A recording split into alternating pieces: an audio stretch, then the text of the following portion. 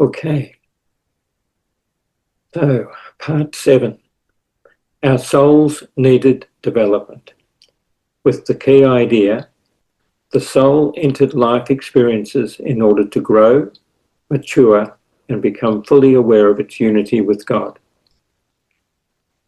From the Edgar Cayce readings, question: are souls perfect as created by God in the beginning? If so, where is there any need for development? Answer: the answer to this may be found in the evolution of life as may be understood by the finite mind. In the first cause or principle, all is perfect. In the creation of soul, we find the portion may become a living soul and equal with the Creator. To reach that position, when separated, the soul must pass through all stages of development that it may be one with the Creator. Reading 900-10. In the soul's development to reach that plane wherein the whole entity may become one with creative forces, that creative energy, that oneness with God, this we find needs then that development through all the planes in the universal forces or throughout the universe. Reading 900-24. Explanation. These readings teach that although the soul originates from a perfect divine source, it must still undergo growth and development in order to consciously realize its unity with God. Edgar Cayce explains that perfection exists first as divine potential, but this potential must become awakened and fully expressed through experience, choice, and spiritual evolution. Once the soul enters individuality and separate existence, it begins a journey of learning through relationships, struggles, creativity, suffering, service, and the exercise of free will. The soul gradually develops wisdom, compassion, self-awareness, and spiritual understanding until it becomes consciously aligned with the creative forces.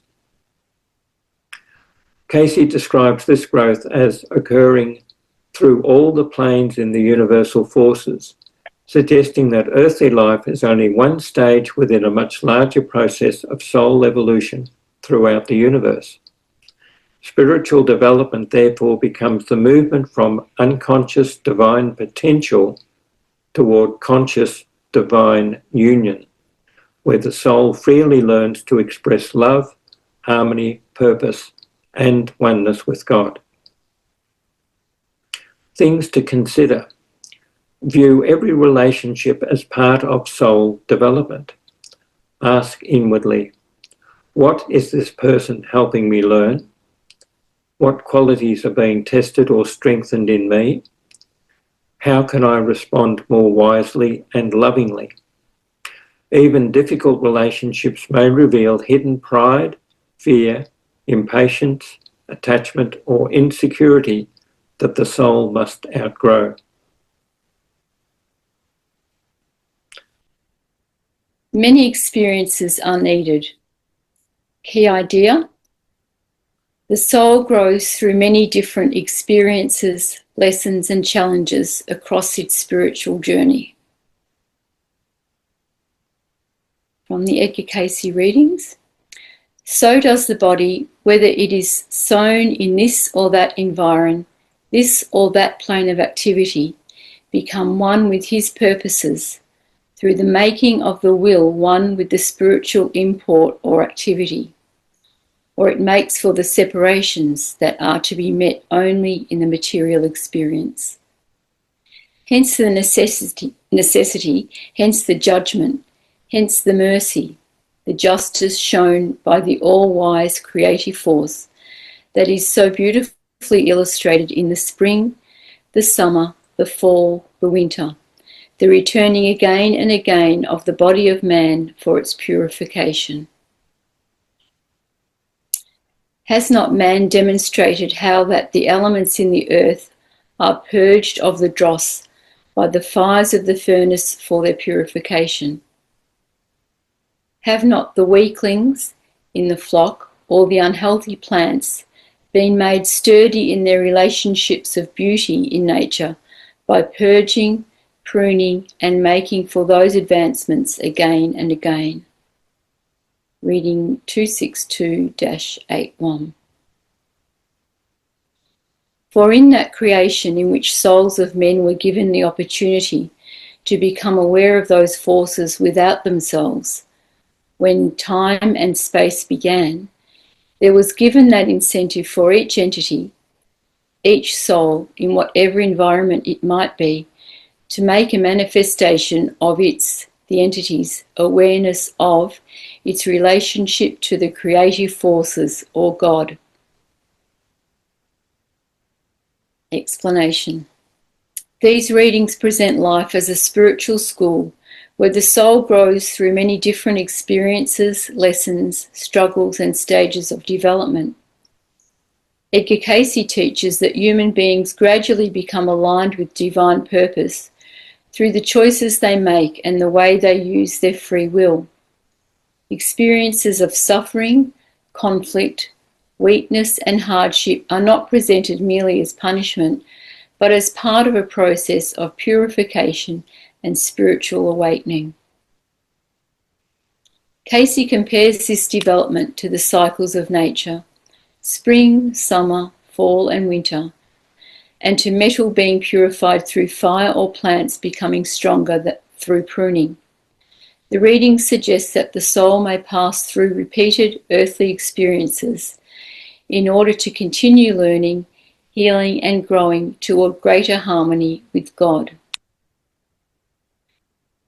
Earthly life, therefore, becomes an opportunity for the soul to become aware of realities beyond selfish individuality and consciously express love, wisdom, compassion, and spiritual understanding.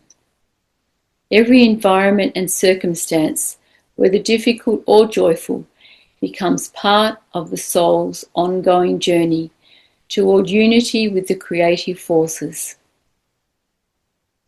Things to consider. When stress, conflict, disappointment, or suffering arise, pause and ask, what unhealthy attitude is being exposed in me? What strength is trying to develop? What attachment must be purified? What quality is life trying to refine? Cayce compares soul growth to gold purified by fire or plants strengthened through pruning. Instead of asking only, why is this happening to me? Practice asking, how can this experience help transform me?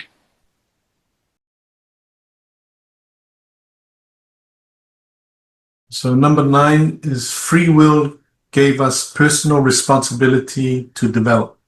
And the key idea is God gave every soul free will, making each person responsible for their own spiritual growth and choices. Edgar Cayce readings. Soul travel in the planets within this same realm or are a portion of entities' experience or soul experience in its passage. Why? That the soul, a portion, an expression of God's desire for companionship, might find expression. The souls of men and women came into being, that there might be that which would make each soul then as a fit companion for that realm. There is the necessity of fitting itself through the experiences of all phases and realms of existence. Then, that it, the soul, may not cause disruption in the realm of beauty, harmony, strength, of divinity in its companionships with that creative force. Hence the experiences, if we will gain that deeper comprehension of saying, are but opportunities. For in whatsoever state of consciousness one finds self, the awakening is from the desire of the Father that each soul shall continue to have its thread of gold that runs through each conscious force for its companionship with Him. That's from reading 805-4. For only in the choice does the soul make itself one with the creative forces or defy same. I'm reading 1286-1.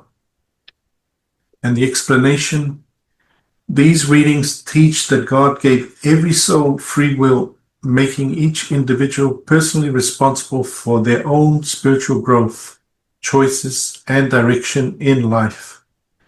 Edgar Cayce explains that the soul journeys through many experiences and conditions across the universe in order to develop harmony, wisdom, love, and conscious companionship with the creative forces. Although souls are influenced by environments, emotions, past experiences, and even astrological tendencies, these influences do not control the soul's destiny. Cayce emphasizes that free will remains the birthright of every individual, allowing each person to choose whether they will move toward unity with God or toward separation. Life's experiences therefore become opportunities for awakening and growth rather than meaningless events. Through every stage of consciousness, the soul carries within it a thread of gold, an eternal connection to the divine that is never completely lost. Spiritual development ultimately depends upon the choices the soul makes, because only in the choice does the soul make itself one with the creative forces or defy same. Human beings are therefore not victims of fate, but participants in their own spiritual evolution through the responsible use of free will. And things to consider: whenever you feel controlled by circumstances, pause and inwardly say, influences may affect me, but they do not define my soul. Cayce teaches that astrology, environment, emotions, past experiences, and difficulties may create tendencies, but they do not remove responsibility for choice. Ask yourself, what higher response is possible here? What would strengthen my soul in this moment? What action brings me closer to harmony with God? This develops inner freedom and responsibility. And that's the end of 1.9. Free will gave us personal responsibility to develop. Number 10, the earth attracted us. Key idea: the beauty, experiences, and material life of the earth drew souls into physical existence and earthly experience. From the Edgar Cayce philosophy, certain souls became bemused with their own power and began to experiment with it. They mingled with the dust of the stars and the winds of the spheres, feeling them, becoming part of them. The solar system attracted souls, and since each system is a single expression, with its planets as integral parts, the earth came into the path of souls. The earth was an expression of divine mind with its own laws, its own plan, its own evolution. Souls, longing to feel the beauty of the seas, the winds, the forest, the flowers, mixed with them and expressed themselves through them. They also mingled with the animals and made, in imitation of them, thought forms. They played at creating, they imitated God. But it was a playing and imitating that interfered with what had already been set in motion, and thus the stream of mind carrying out the plan for Earth gradually drew souls into its current. They had to go along with it in the bodies they had themselves created.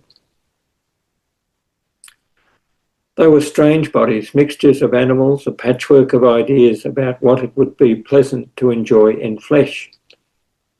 Down through the ages, fables of centaurs, cyclops, etc., have persisted as a relic of this beginning of the soul's tenancy of earth.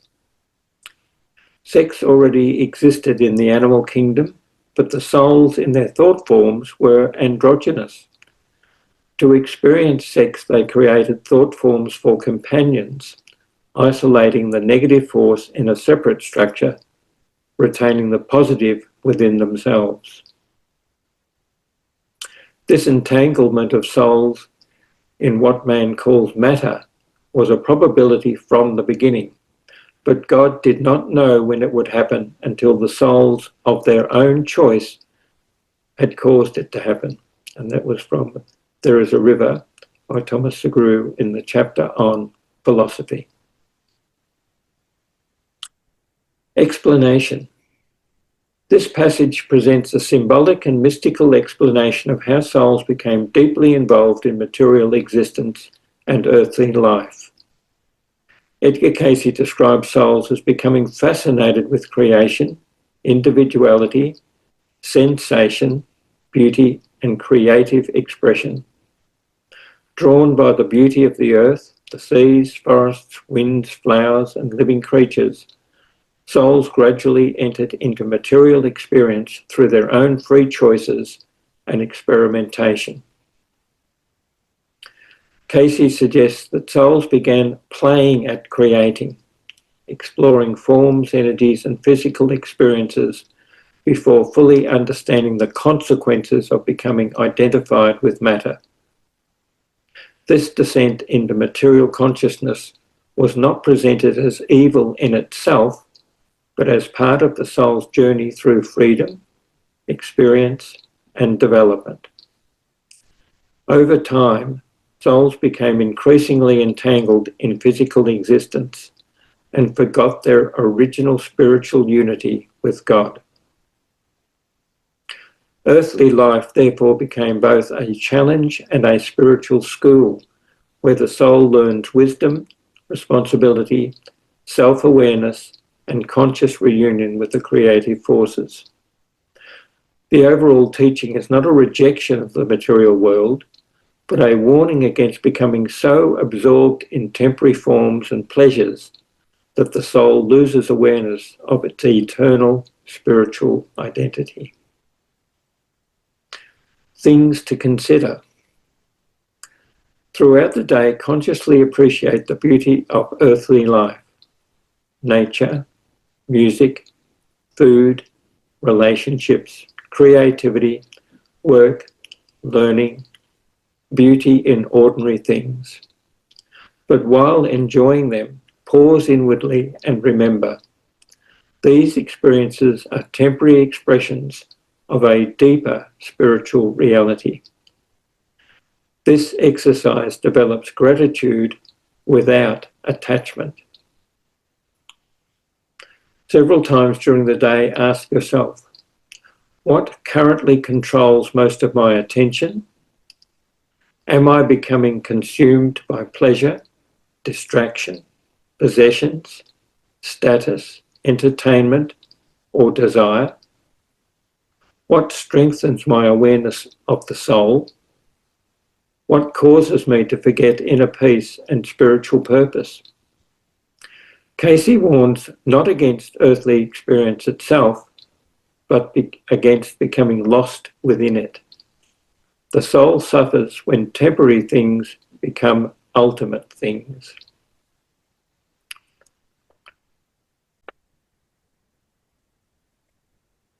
Part 11. We could have chosen other worlds. Key idea. Souls were free to experience different realms and worlds as part of their spiritual development. There are centres through which those of one solar system may pass to another, as we have indicated in information for individuals. There are also those experiences in which individual souls may seek a change. Question. Do these other systems have a planet, like Earth, which is a focal point for the meeting and material expression of its forces and principles? Answer. Relatively so. Reading 5755-2. Yet may this entity be set apart, for through its experiences in the earth it has advanced from a low degree to that which may not even necessitate a reincarnation in the earth. Not that it has reached perfection, but there are realms for instruction if the entity will hold to that ideal.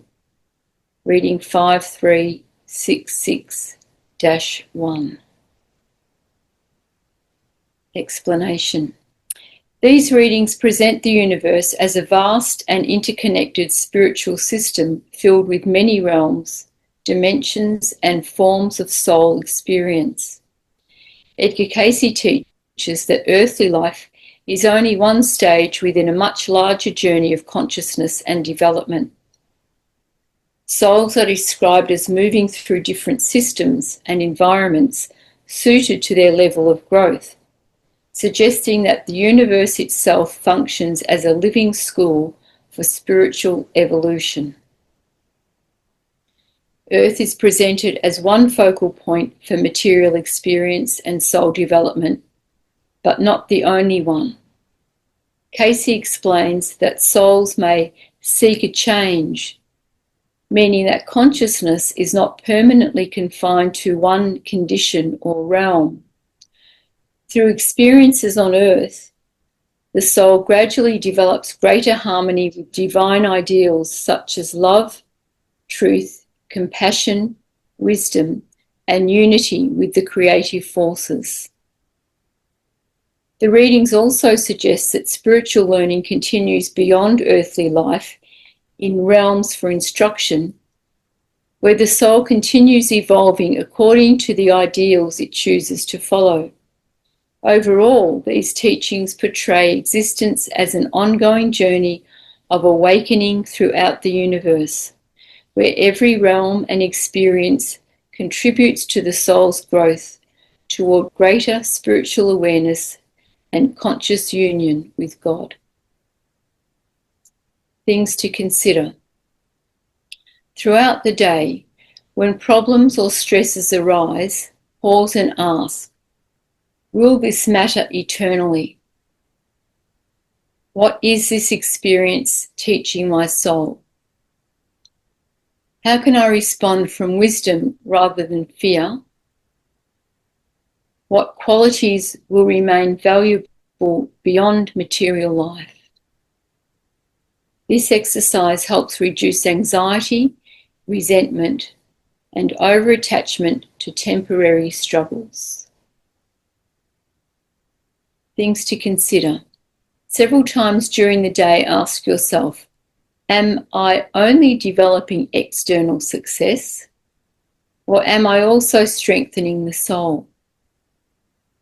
Focus consciously on qualities that Cayce associates with spiritual advancement: love, compassion, patience, wisdom, integrity, service, humility, courage, harmony, awareness of God. These become part of the soul's enduring development.